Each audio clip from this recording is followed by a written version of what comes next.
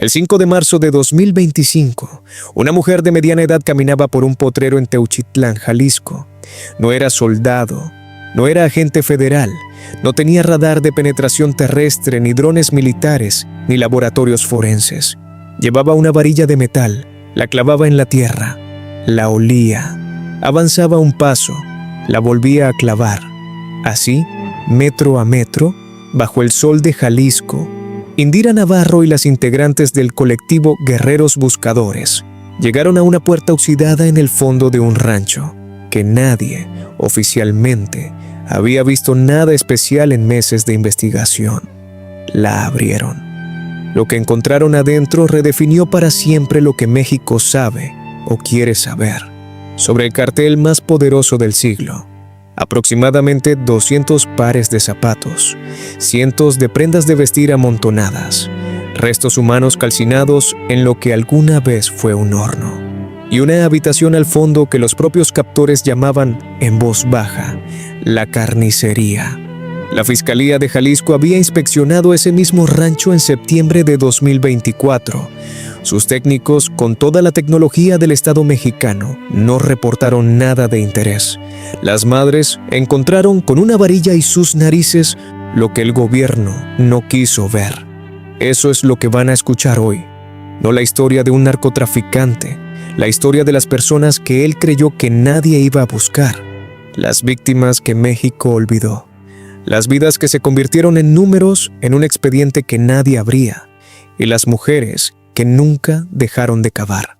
Si este es el tipo de historia que creen que merece ser contada, los casos que los medios cubren durante 3 días y luego olvidan, denle like a este video ahora, no por nosotros, sino para alguien que necesita saber que estas personas existieron.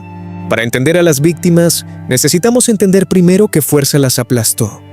En 2010, México vivía bajo el dominio del cártel de Sinaloa.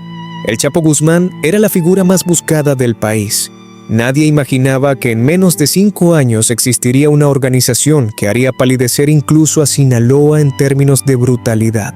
Nemesio Oseguera Cervantes nació el 17 de julio de 1966 en Naranjo de Chila, en el municipio de Aguililla, Michoacán. Una comunidad tan pobre y tan remota que crecer allí ya era de alguna forma una sentencia. De joven emigró hasta Estados Unidos.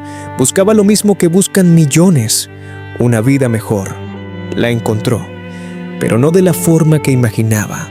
Fue arrestado 3 veces por tráfico de heroína, deportado 3 veces, y cada vez que cruzó de regreso a México, volvió con más contactos, más conocimiento de las rutas del norte y menos disposición a empezar desde cero como trabajador honesto. Cuando regresó definitivamente, se acercó a un hombre poderoso en Jalisco, Ignacio Nacho Coronel, el hombre que controlaba el tráfico de metanfetaminas en el occidente de México y era uno de los pilares del cártel de Sinaloa. Nemesio aprendió, observó, ascendió, y luego llegó el 29 de julio de 2010. Ese día, el ejército mexicano rastreó a Nacho Coronel hasta una casa en Zapopan, Jalisco, y lo mató en el tiroteo. En cuestión de horas, el vacío de poder más grande del crimen organizado en el occidente de México quedó abierto.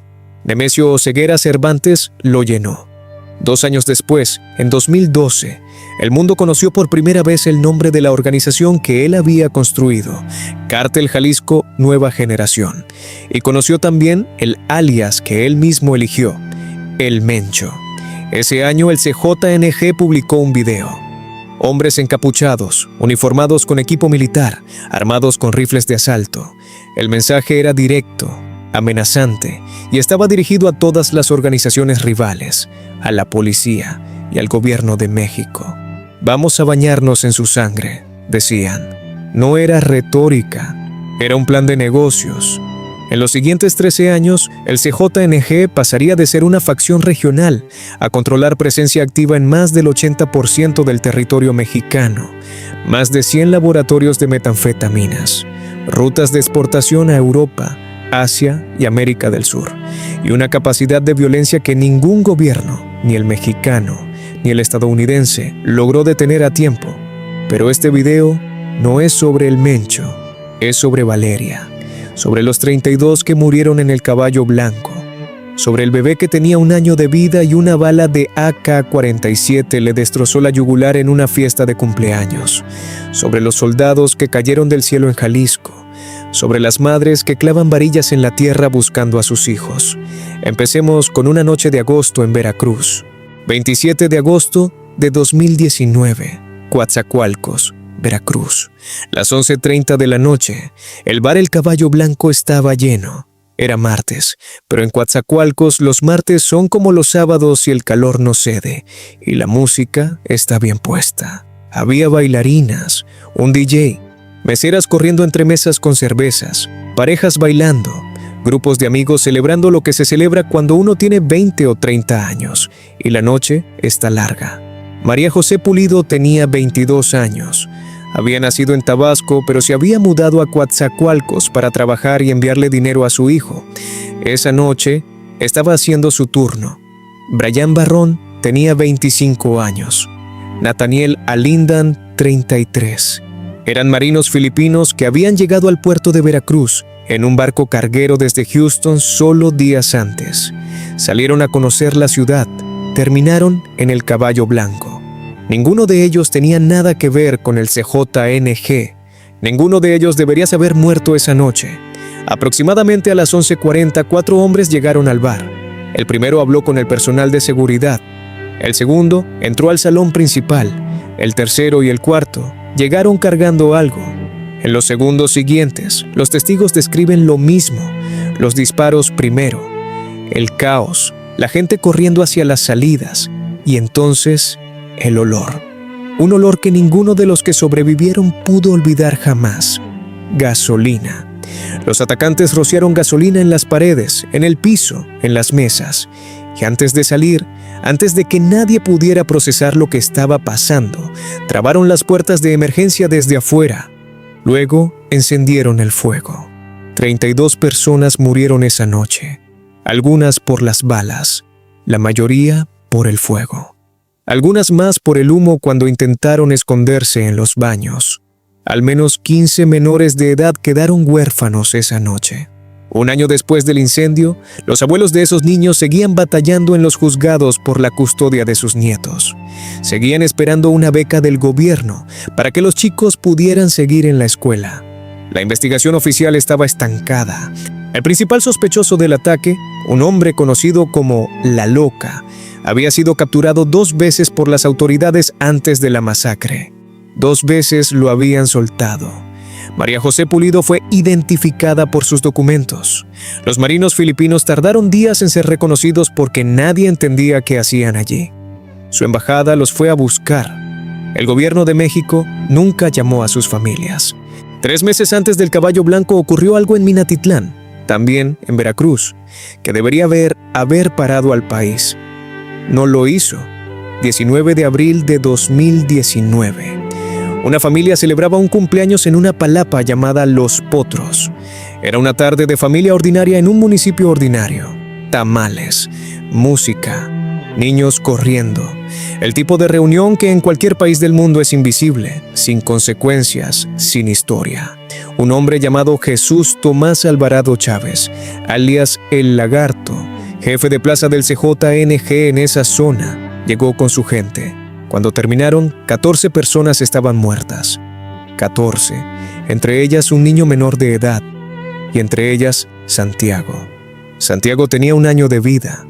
Una bala de AK-47 le destrozó la yugular. La mayoría de las víctimas presentaba el tiro de gracia. No murieron en el cruce de fuego. Los ejecutaron uno por uno. ¿Por qué atacaron esa fiesta? Las versiones son confusas, como siempre en estos casos, porque los testimonios de los sobrevivientes están teñidos de miedo. Algunos hablan de un ajuste de cuentas contra uno de los invitados. Otros dicen que fue una advertencia territorial. Otros simplemente dicen que no saben. La familia de Santiago no sabe por qué murió su hijo. Lo que saben es que el Lagarto fue detenido. Lo que saben es que el proceso judicial ha arrastrado años. Lo que saben es que en México, cuando asesinan a tu bebé en una fiesta de cumpleaños y el asesino tiene conexiones con el CJNG, la justicia no tiene prisa. Los noticieros cubrieron Minatitlán durante 2 días. Luego vino otra masacre. y otra, y otra. Y Minatitlán quedó enterrada debajo de las siguientes tragedias, como siempre. Pero Santiago tenía 1 año de vida, y eso no debería caber en el olvido. Hay un momento en la historia del CJNG que los analistas de seguridad usan como línea divisoria. Antes de ese momento, el CJNG era un cartel peligroso, como muchos otros. Después de ese momento, el CJNG era algo diferente, algo que México no había enfrentado antes. Ese momento fue el 1 de mayo de 2015. Ese día, el CJNG lanzó una operación simultánea en Jalisco que tardó meses en planearse y minutos en ejecutarse.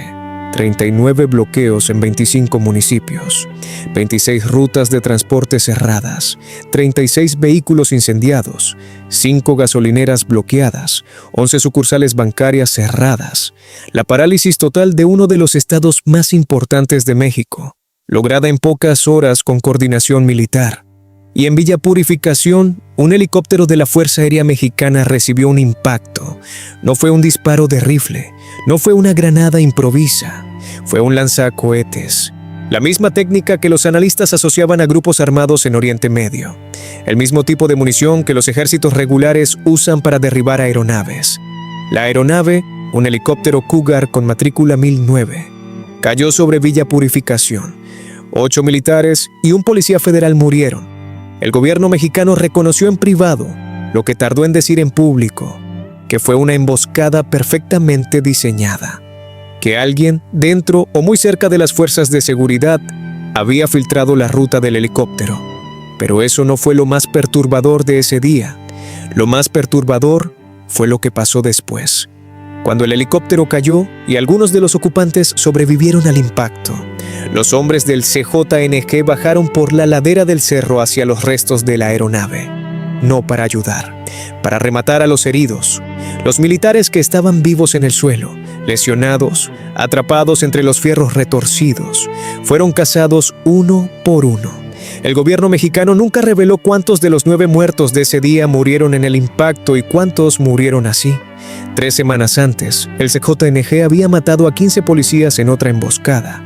En cuestión de meses, habían superado a todas las organizaciones criminales del país en bajas a las fuerzas de seguridad. Y entonces llegó el dato que ningún funcionario quiso explicar ante las cámaras. Uno de los sobrevivientes de ese 1 de mayo era un ex policía llamado Iván Morales. Morales testificó años después en un juicio federal en Estados Unidos contra el Menchito, el hijo de El Mencho. El 1 de mayo de 2025, exactamente 10 años después del ataque que lo marcó para siempre, Iván Morales fue asesinado. La fecha no fue coincidencia. El CJNG siempre manda mensajes con las fechas. Si el helicóptero derribado en 2015 demostró que el CJNG podía enfrentar al ejército, lo que ocurrió el 26 de junio de 2020 demostró algo aún más escalofriante, que no había lugar en México donde el Estado pudiera sentirse seguro. Omar García Harfuch era en ese momento el secretario de Seguridad Ciudadana de la Ciudad de México, no el jefe de una delegación, no el director de una zona, el hombre a cargo de la seguridad de la capital, el policía más poderoso de la ciudad más grande del país. Esa mañana, su convoy circulaba por la colonia Lomas de Chapultepec, una de las zonas más vigiladas, más residenciales, más cargadas de embajadas y residencias de funcionarios de toda la Ciudad de México. Los sicarios llevaban meses planeando el ataque. 4 células, 7 hombres cada una. 28 sicarios en total, coordinados por radio, con posiciones asignadas en las calles circundantes como en una operación militar. Cuando el convoy dobló la esquina, una camioneta se atravesó para bloquearlo. En los segundos siguientes, los 28 hombres abrieron fuego simultáneamente. García Harfuch recibió 3 balazos. 2 guardaespaldas suyos murieron. Un transeúnte que caminaba por la acera murió también. García Harfuch sobrevivió. Horas después, desde el hospital, publicó en redes sociales una foto de su cama con los tubos puestos y un mensaje: "Me atacó el CJNG". No era una acusación en espera de investigación. Era un dato. Lo sabía porque lo conocía, porque llevaba años persiguiendo esa organización. Hoy, Omar García Harfuch es el secretario de Seguridad del Gobierno Federal de México. El mismo hombre al que el CJNG intentó matar en plenas lomas de Chapultepec está ahora a cargo de la seguridad de todo el país. La historia tiene esa ironía a veces, pero hay otra historia que no termina en ironía.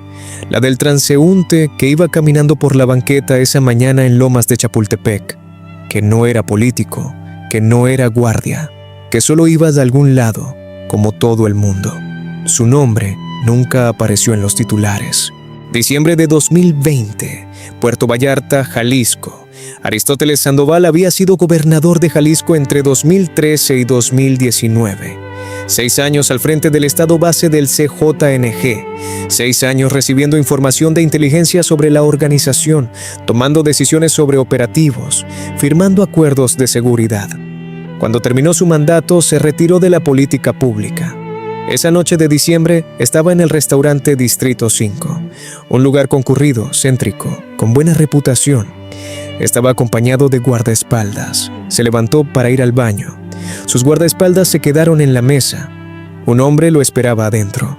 Aristóteles Sandoval fue asesinado en el baño de un restaurante de Puerto Vallarta, Jalisco. El mensaje que enviaba el CJNG era cristalino. No importa que ya no seas gobernador. No importa que ya no tengas poder formal.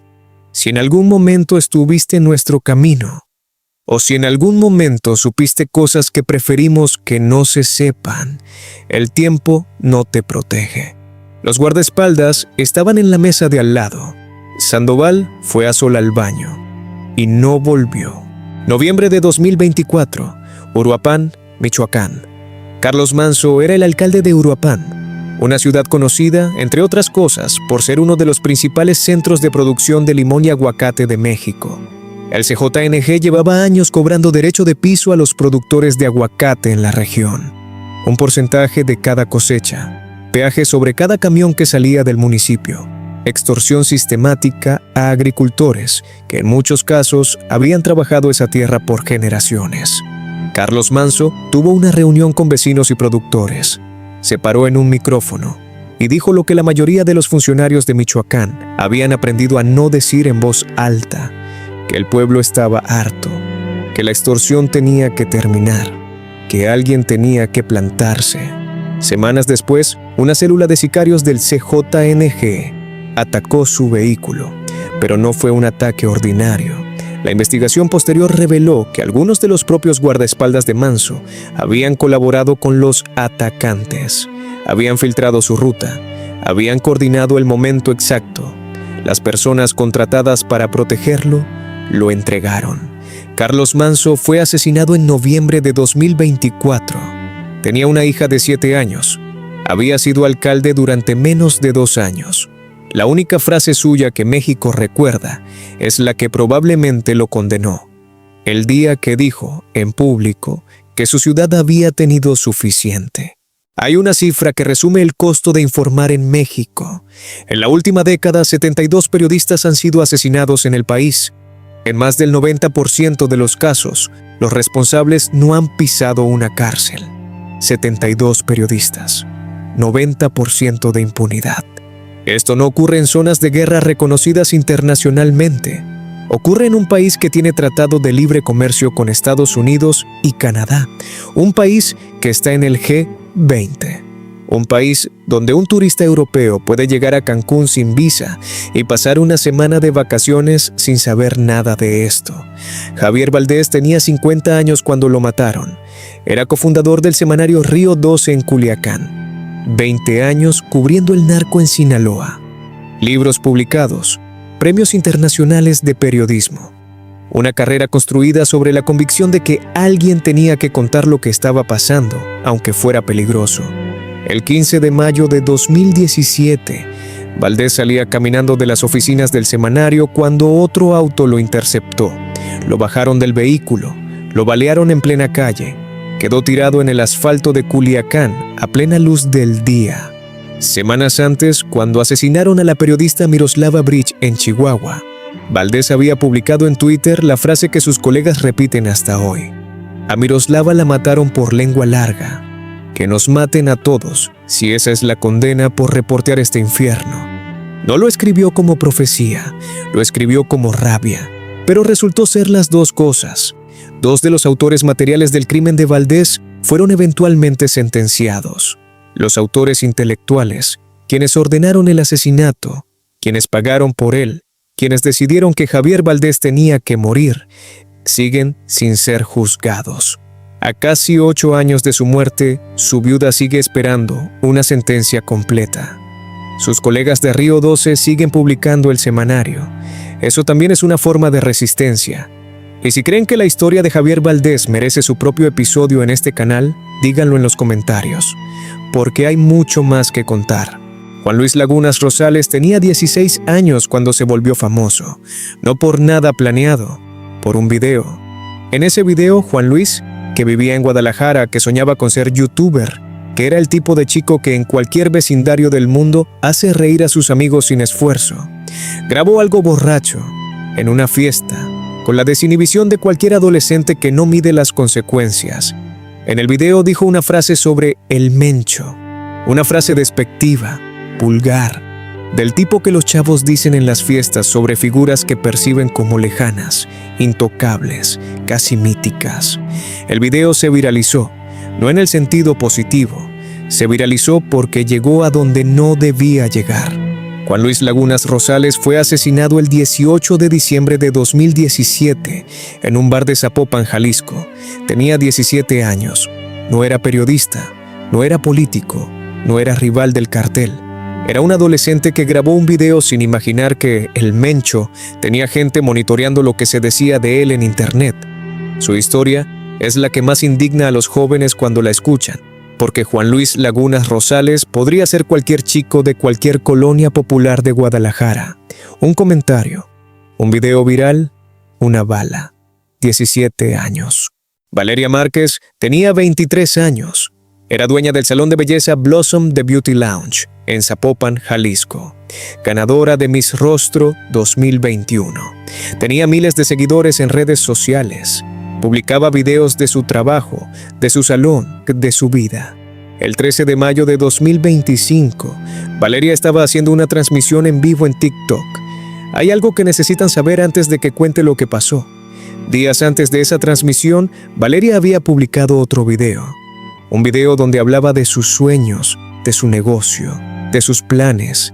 Y casi al final, con esa ligereza con la que la gente joven habla de las cosas oscuras para no dejarlas crecer, dijo algo que sus seguidores no entenderían hasta después. A lo mejor me iban a matar, dijo. Y se rió. Como si fuera un chiste, como si decirlo en voz alta y reírse pudiera protegerla de que se cumpliera. 13 de mayo. La transmisión en vivo. 15,000 personas conectadas. El primer hombre entró al salón y le dio un café. El segundo entró y le dio un peluche. El tercero entró y disparó. 15,000 personas vieron morir a Valeria Márquez en tiempo real. No hubo corte de señal, no hubo advertencia. La transmisión siguió unos segundos más, con la imagen del salón y el silencio, antes de que alguien apagara el teléfono. La investigación posterior, incluyendo una designación de la OFAC del Tesoro de los Estados Unidos, vinculó el asesinato a un hombre conocido como el Doble R, teniente senior del CJNGE y persona cercana a El Mencho. A casi 8 meses del asesinato en México, no había un solo detenido. Hay algo más que los medios no contaron bien. Una amiga de Valeria, llamada Vivian, había insistido esa tarde en que Valeria se quedara en el salón esperando un paquete. Valeria quería irse, no quería esperar. Vivian insistió. Valeria se quedó. Los seguidores de Valeria señalaron a Vivian en redes sociales durante semanas. Si ella insistió en que se quedara, si supo que algo iba a pasar esa tarde en el salón, ¿qué papel jugó en lo que ocurrió después? No hay respuesta oficial a esa pregunta. Vivian dice que no sabía nada. Y la Fiscalía de Jalisco no ha dado más detalles. 15,000 personas vieron morir a Valeria y nadie ha respondido todavía. 15,426 personas. Ese es el número de desaparecidos no localizados en Jalisco en el momento en que se grabó este episodio. No en todo México. En Jalisco, el estado donde el Mencho construyó su reino, el estado con capital en Guadalajara, la ciudad de la tequila y la charrería y el mariachi. el estado que México muestra en los carteles turísticos como símbolo de identidad nacional. 15,426 personas con nombre que tienen familia, que tienen alguien que los busca o que debería buscarlos. 15,426 casos abiertos, sin cuerpo, sin respuesta, sin destino conocido. ¿Cómo se representa ese número? ¿Cómo se hace para que deje de ser una estadística y se convierta en algo que duele como debería doler? Así, si durante los próximos 70 minutos de este video les dijera el nombre de una persona desaparecida en Jalisco cada 5 segundos, cuando terminara el video todavía faltarían aproximadamente 14,900 nombres por pronunciar. Así de grande es el número. Ahora piensen en esto. Jalisco es uno de los 32 estados de México. El CJNG opera en el 80% del territorio nacional.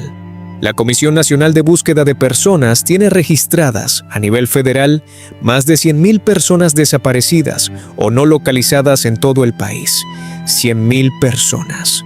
No es el número total de muertos en la violencia del crimen organizado en México en las últimas 2 décadas, que algunos analistas calculan en más de 300,000.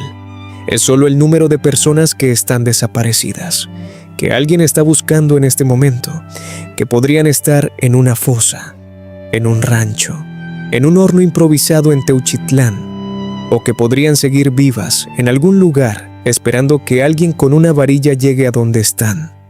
Detrás de cada uno de esos 100,000 nombres, hay alguien como las mujeres que van a escuchar en los capítulos que siguen. Volvamos al 5 de marzo de 2025. Volvamos a Teuchitlán, el rancho Izaguirre, en el municipio de Teuchitlán, a menos de 50 kilómetros de Guadalajara, la segunda ciudad más importante de México. 50 kilómetros. No es el fin del mundo. No es una sierra inaccesible. Es un rancho a menos de 1 hora en auto de millones de personas. Las buscadoras del colectivo Guerreros Buscadores de Jalisco habían recibido una denuncia anónima. Una joven que dijo haber pasado 3 años privada de libertad en ese lugar, que describió lo que había adentro con suficiente detalle para que Indira Navarro, la lideresa del colectivo, decidiera que valía la pena ir a verificar. La Fiscalía de Jalisco ya había inspeccionado ese rancho en septiembre de 2024. Sus técnicos, con todo el equipamiento del estado, no encontraron nada digno de reportar. Las madres fueron con varillas. Lo que encontraron adentro fue esto: un complejo que tenía todo el aspecto de un campo de entrenamiento militar, una pista de obstáculos, un área de entrenamiento táctico, una cocina comunitaria y en el fondo una habitación. Una habitación que los propios captores llamaban la carnicería. 200 pares de zapatos, cientos de prendas de vestir, placas de titanio de cirugías ortopédicas, dentaduras, fragmentos de huesos humanos, restos calcinados en lo que alguna vez fue un horno improvisado. Y según el testimonio de la sobreviviente que había dado el aviso, el rancho había estado operando desde 2012. Desde 2012. 13 años de operaciones a 50 kilómetros de Guadalajara. Los testimonios que surgieron en los días siguientes construyeron un cuadro que cuesta procesar. Según sobrevivientes, el rancho funcionaba como un punto de reclutamiento y adiestramiento forzoso. Jóvenes que desaparecían de sus colonias y que reaparecían meses después, ya convertidos en otra cosa. Los que me tocó ver a mí los mataron porque cuando preguntaban si alguien quería irse, los que levantaban la mano eran ejecutados enfrente de todos. Relató uno de los sobrevivientes. Así se garantizaba la lealtad. Así se construía la impunidad. Así se sembraba el terror que hace que nadie hable, nadie vea, nadie denuncie durante 13 años. Pero hay algo más.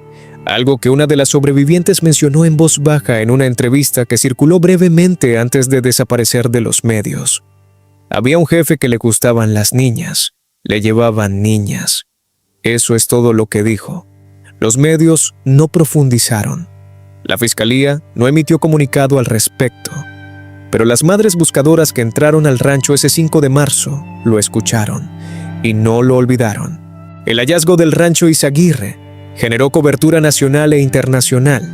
Las imágenes de las madres con varillas, las fotos de los zapatos amontonados, los testimonios de los sobrevivientes. El mundo vio lo que había en Teuchitlán. El gobierno, bajo presión, aseguró el rancho como escena del crimen. Enviaron a los peritos, colocaron cintas amarillas. Funcionarios dieron ruedas de prensa, prometieron una investigación exhaustiva, transparente, con todos los recursos del Estado. Lo que nadie dijo en esas ruedas de prensa es que las madres buscadoras habían catalogado sistemáticamente todo lo que encontraron, fotografía por fotografía, prenda por prenda, hueso por hueso. Tenían un inventario, más de 500 indicios documentados en sus propios registros, porque llevan años aprendiendo que si no documentas tú, nadie más lo hace. 500 indicios. El 20 de marzo de 2025, 15 días después del hallazgo inicial, las madres buscadoras pidieron autorización para regresar al rancho, no para interferir con la investigación, para observar, para verificar que el proceso forense estuviera avanzando, para ser testigos de que el Estado estaba haciendo lo que prometió. Cuando llegaron, el rancho estaba vacío, no vacío de personal, vacío de evidencia. Los restos óseos, desaparecidos. Las prendas de vestir, desaparecidas. Los 200 pares de zapatos, desaparecidos. Los hornos improvisados donde se calcinaron restos humanos, removidos. Las placas de titanio quirúrgicas, desaparecidas. Las dentaduras, desaparecidas. Los 500 indicios que las madres habían catalogado, fotografiado y documentado en 15 días de trabajo. Desaparecidos. En el lugar donde había estado toda esa evidencia, había ahora tierra revuelta y silencio. Alguien, con acceso oficial al sitio, en el periodo en que el Estado mexicano tenía el control exclusivo del lugar, había removido todo. Indira Navarro habló ante las cámaras esa tarde con la calma seca de alguien que ya ha visto demasiado para sorprenderse, pero no lo suficiente como para callarse. Dijo dos frases que se viralizaron en horas. La primera: con tanta tecnología no encontraron lo que nosotros encontramos con una varilla. La segunda: necesitamos apoyo urgente. Esto ya sobrepasó al Estado. La investigación sobre el rancho, a la fecha de este video, sigue abierta en el papel. Hay un expediente, hay un número de caso, hay funcionarios asignados. En la práctica, las pruebas materiales que las madres encontraron ya no existen. Y hay una pregunta que ningún funcionario ha respondido en público. ¿Quién ordenó remover esa evidencia? ¿Quién tuvo acceso al rancho entre el 5 y el 20 de marzo de 2025? ¿Qué dice el registro de entrada al sitio si es que ese registro existe? No hay respuesta oficial. Esta es la parte de la historia que más duele. No que el CJNG construyera ese rancho durante 13 años. Eso es horror del crimen organizado, y ya lo conocemos. Lo que duele de otra manera, con otro tipo de dolor, es lo que pasó después. Alguien con credenciales del Estado mexicano entró al rancho cuando las madres no podían ver y limpió todo. Eso no es el CJNG, eso es algo adentro del propio sistema. Y eso es lo que las madres buscadoras llevan meses señalando, con nombres y con fotografías y con su inventario de 500 indicios, ante quien quiera escuchar. Vale la pena detenerse aquí y hablar de quiénes son las mujeres que hacen este trabajo. Porque cuando se dice madres buscadoras, es fácil que suene a categoría genérica, a grupo anónimo, a multitud sin cara. Pero cada una de ellas empezó de la misma manera, con una persona específica que desapareció. Con un nombre, con un teléfono que dejó de contestar, con una cama que dejó de estar ocupada. Algunas buscan a sus hijos, algunas a sus esposos, algunas a sus hermanos, y llevan años haciéndolo solas porque el Estado no lo hace. Indira Navarro, líder de Guerreros Buscadores de Jalisco, lleva años recorriendo propiedades en Jalisco con varilla en mano. Ha encontrado fosas, ha encontrado restos, ha entregado a familias algo que es a la vez lo más terrible y lo más necesario: certeza. Cuando las madres buscadoras llegaron a las puertas del rancho Izaguirre ese 5 de marzo, algunas de ellas traían fotografías de sus familiares desaparecidos. Las pegaron en el portón. Una de las mujeres, al acercarse a la entrada, gritó hacia adentro: «Hijo, escucha, tu madre está en la lucha». No había nadie que pudiera escucharla, pero lo dijo de todas formas. Encendieron veladoras en el piso, dejaron flores, se abrazaron y al día siguiente volvieron a cavar. Este es el verdadero rostro de México que los noticieros no cubren durante el tiempo suficiente. No el narco con su arsenal y sus camionetas blindadas. Las mujeres con varilla que llevan años buscando a los suyos en la tierra que nadie más quiere remover. El CJNG no solo eliminaba a las personas que consideraba enemigos directos, también mandaba mensajes. El 15 de diciembre de 2022, el periodista Ciro Gómez Leiva salía en su automóvil de regreso a su casa, en la Ciudad de México. Gómez Leiva era, en ese momento, uno de los periodistas de mayor audiencia en el país, conductor de un noticiero de radio con millones de escuchas y de un programa de televisión con cobertura nacional. Un hombre en motocicleta se puso a la par de su vehículo y abrió fuego. Las balas impactaron el auto. Gómez Leiva sobrevivió porque el vehículo era blindado. La fiscalía tardó 2 años en señalar al CJNG como responsable del ataque. La acusación fue presentada formalmente en 2025. ¿Por qué Ciro Gómez Leiva? Las hipótesis son varias y ninguna ha sido confirmada oficialmente. Pero lo que sí se sabe es que en los meses previos al ataque, su programa había cubierto ampliamente operativos contra el CJNG y había dado espacio a voces críticas del cártel. En México, eso puede ser suficiente motivo. El CJNG no necesita que un periodista haga una investigación profunda de años. Solo necesita que su nombre aparezca suficientes veces en el contexto equivocado. Ciro Gómez Leiva sigue en el aire, pero viaja con escolta desde esa noche de diciembre. Hay una dimensión del caballo blanco que se perdió completamente en la cobertura mediática mexicana. Las familias filipinas. Brian Barrón y Nathaniel Alinda no eran turistas, eran marinos mercantes. Trabajaban en un buque de carga que recalaba en el puerto de Veracruz, en ruta desde Houston. Eran trabajadores del mar, como miles de filipinos que cruzan el mundo entero transportando mercancías que otros consumen sin preguntarse cómo llegaron. La industria marítima mundial tiene una particularidad. Sus tripulantes pasan meses en el mar, lejos de sus familias, sin comunicación regular, acumulando salario para enviarlo a casa cuando tocan puerto. En Filipinas, uno de los países con mayor proporción de trabajadores en el extranjero del mundo, es común que el sostén económico de familias enteras dependa del contrato de un marino.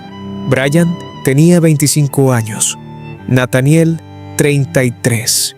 Habían llegado a Veracruz días antes del ataque. Salieron a conocer la ciudad, como hacen todos los marineros cuando el barco atraca. Caminaron las calles, entraron a un bar. No hablaban español, o lo hablaban poco. No conocían el contexto de lo que estaba pasando en Coatzacoalcos. Cuando la violencia entró al caballo blanco, Brian y Nathaniel no tenían forma de entender qué estaba ocurriendo ni por qué.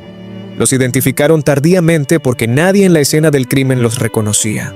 Sus documentos estaban en los escombros, y en el caos de la noche de la masacre, el procesamiento de evidencia fue deficiente. Las autoridades mexicanas se centraron en las víctimas mexicanas. Fue la Embajada de Filipinas en México la que fue a buscarlos, no el gobierno de México, la embajada. Sus familias en Filipinas supieron lo que había pasado días después, no de boca de un funcionario mexicano que llamara a ofrecer condolencias y explicaciones.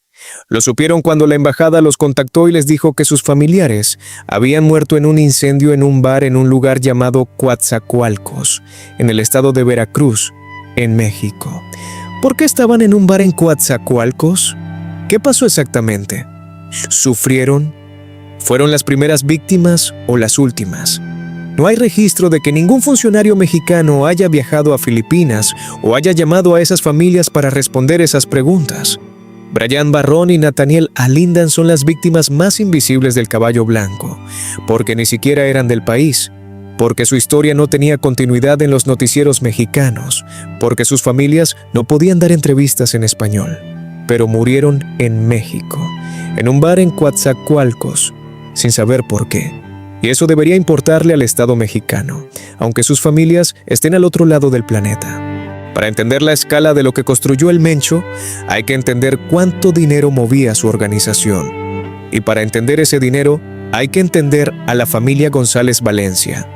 Cuando Nemesio Oseguera Cervantes se casó con Rosalinda González Valencia, no solo contrajo matrimonio con una mujer, Se incorporó a una red financiera que ya tenía años de operación y que se convertiría en el cerebro económico del CJNG.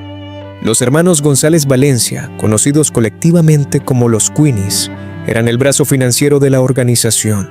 No sicarios, no cocineros de metanfetaminas, contadores, lavadores de dinero, operadores de casas de cambio ficticias, empresas fachadas, bienes raíces y exportaciones falsas.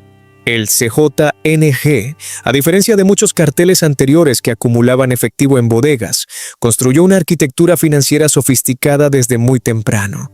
El dinero que entraba de las metanfetaminas, del fentanilo, de los derechos de piso, de la extorsión, salía transformado en propiedades en Jalisco, en Colima, en la Ciudad de México, en empresas de transporte, en gasolineras, en restaurantes, en ranchos, en dólares que cruzaban la frontera de regreso hacia cuentas en Estados Unidos, Europa y paraísos fiscales. El Departamento del Tesoro de Estados Unidos, a través de la OFAC, la misma agencia que vinculó el asesinato de Valeria Márquez al CJNG, ha sancionado a decenas de empresas, personas físicas y cuentas bancarias vinculadas a la red financiera del cartel. El número que los analistas manejan es difícil de precisar, pero las estimaciones hablan de entre 4 y 8 mil millones de dólares anuales en ingresos para el CJNG en su pico de operación, 4 mil millones de dólares al año. Para comparar, el presupuesto anual total de seguridad pública del estado de Jalisco en 2024 fue de aproximadamente 3 mil millones de pesos mexicanos, menos de 200 millones de dólares. El cartel tenía 20 veces más recursos económicos que el aparato de seguridad del estado donde operaba. ¿Qué compra ese dinero? Compra armas. Las mejores armas, con frecuencia más modernas que las que usa el ejército.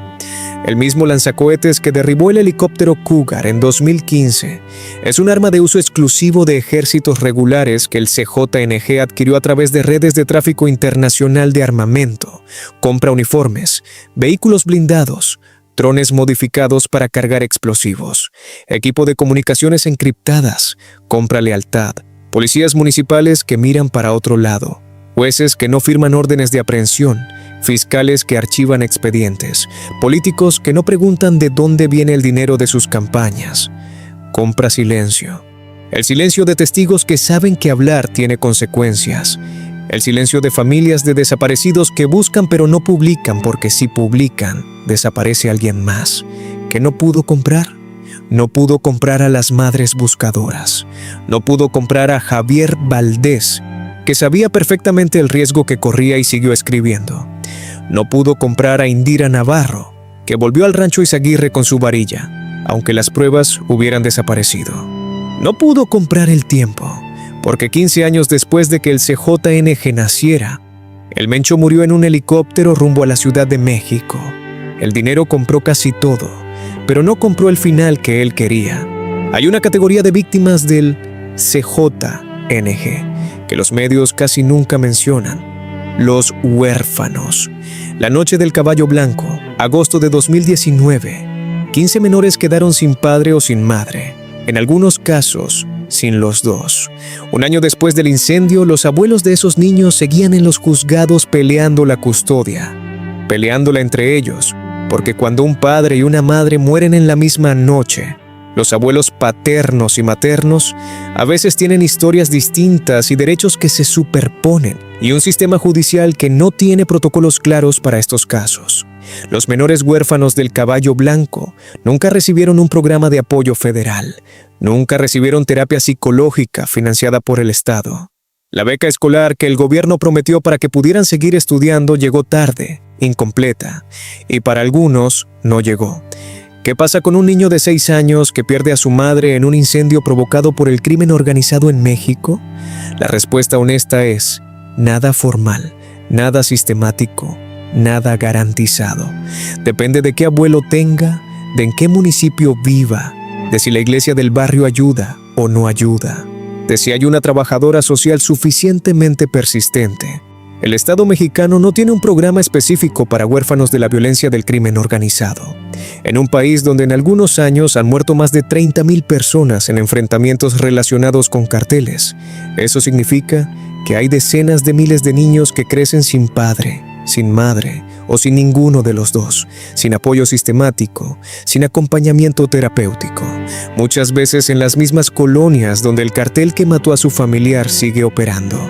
Algunos de esos niños, cuando crecen, son reclutados por el mismo cartel que los dejó huérfanos, no porque sean malos, porque el cartel es la única oferta laboral que llega a su colonia, el único que ofrece dinero rápido, el único que da la sensación de pertenencia que la escuela y el Estado no supieron darles. La violencia se reproduce, no porque sea inevitable, sino porque nadie interrumpió el ciclo cuando tuvo la oportunidad. Los 15 menores del Caballo Blanco tienen hoy entre 8 y 18 años. Algunos están en secundaria, algunos ya terminaron la preparatoria, algunos probablemente trabajan. ¿Alguno recibe apoyo psicológico del Estado? No hay registro de ello. ¿Alguno conoce los detalles de lo que le pasó a su familiar esa noche? Probablemente más de los que sus abuelos quisieran. ¿Alguno ha tenido que cargar el peso de crecer en Coatzacoalcos, sabiendo que su madre murió en el Caballo Blanco y que el responsable fue puesto en libertad 2 veces antes de cometer la masacre? Sí, todos ellos, cada uno a su manera, sin que México haya tenido tiempo suficiente de escucharlos. Regresemos al principio, al momento en que el CJNG decidió presentarse ante México de la manera más brutal posible. Era 2011. La organización llevaba menos de un año de existencia formal. Estaba en guerra con los Zetas por el control de Veracruz, uno de los estados más estratégicos del país por sus puertos y sus rutas de exportación. Un día de septiembre de ese año, los conductores que circulaban por la autopista de Veracruz encontraron algo: 35 cuerpos, tirados en la autopista, a plena luz del día, en horario de tráfico, no en una fosa, no en un paraje remoto, en la autopista donde todo el mundo pudiera verlos, donde todo el mundo tuviera que desviar su ruta, donde todo el mundo entendiera el mensaje. El mensaje era simple: aquí estamos, esto es lo que hacemos, y no nos importa quién lo vea. El CJNG se atribuyó públicamente la masacre. Un mes después, las autoridades encontraron los cuerpos de otras 30 personas más atribuidas al mismo grupo. En menos de 60 días de existencia pública, el CJNG había matado a más de 60 personas en Veracruz y lo había hecho de la manera más visible posible. La estrategia funcionó. El terror funcionó. Veracruz, que había sido territorio de los Zetas, fue pasando gradualmente al control del CJNG. El costo humano de esa transición nunca fue contabilizado completamente. Los nombres de los 35 de la autopista, en su mayoría, nunca fueron pronunciados en horario estelar. El 22 de febrero de 2026, el ejército mexicano localizó a Nemesio Oseguera Cervantes en una cabaña en Tapalpa, Jalisco. En el operativo, el Mencho fue herido. Fue trasladado en helicóptero a la Ciudad de México. Murió durante el traslado. 15 años. El hombre más buscado de México, con $15 millones de recompensa sobre su cabeza puestos por el gobierno de Estados Unidos. Había logrado evadir a los 2 ejércitos más poderosos del continente durante una década y media. Cuando su muerte se confirmó, en 6 estados del país comenzaron los bloqueos: Jalisco, Michoacán, Colima, Tamaulipas, Guanajuato, Aguascalientes. Carreteras cerradas, vehículos quemados. El cartel mostrando que incluso muerto su líder, la organización seguía existiendo. 176 personas fueron detenidas en los operativos de ese día. Al menos 30 sicarios abatidos. La maquinaria por ahora está descabezada. Pero los cárteles no mueren con sus líderes. El Chapo fue capturado y Sinaloa siguió. Pablo Escobar murió y el narcotráfico colombiano siguió. El CJNG, con toda su estructura, con todos sus territorios, con todos sus laboratorios, no va a desaparecer porque el Mencho murió en un helicóptero rumbo a la Ciudad de México. Lo que sí cambia, lo que sí se cierra, es algo más pequeño y más importante al mismo tiempo. Una cuenta pendiente con los nombres, con Santiago, que tenía 1 año de vida y murió en una fiesta de cumpleaños, con los 32 del Caballo Blanco, incluyendo los 2 marinos filipinos que habían llegado en barco desde Houston y solo querían conocer la ciudad, con los 9 militares que cayeron del helicóptero en Villa Purificación, con los que sobrevivieron y fueron rematados en el suelo, con Javier Valdés, que escribió sobre el infierno hasta que el infierno lo alcanzó, con Juan Luis Lagunas Rosales, que tenía 17 años y grabó un video en una fiesta sin imaginar las consecuencias, con Valeria Márquez, que dijo entre risas, a lo mejor me iban a matar, y cuyos 15,000 seguidores no pudieron hacer nada, con los 15,426 desaparecidos en Jalisco, que todavía no tienen nombre confirmado ni respuesta, con las madres que clavan varillas en la tierra porque el Estado no lo hace. El Mencho murió, pero las víctimas que creó siguen aquí, en las cicatrices de sus familias, en los expedientes sin resolver, en la tierra del rancho Izaguirre, de la que no todas las pruebas que las madres encontraron han sido recuperadas todavía. Y hay una pregunta que nadie ha respondido y que las madres buscadoras llevan meses haciendo. Si la Fiscalía de Jalisco inspeccionó el rancho Izaguirre en septiembre de 2024 y no encontró nada, ¿qué encontraron realmente? ¿Y quién les dijo que no reportaran? ¿Quién limpió las pruebas? ¿Y dónde están esos 500 indicios ahora? El Mencho está muerto, pero alguien con credenciales del Estado mexicano sabe exactamente a dónde fueron esas pruebas, y ese alguien sigue libre. Eso es todo por hoy en Ecos del Misterio.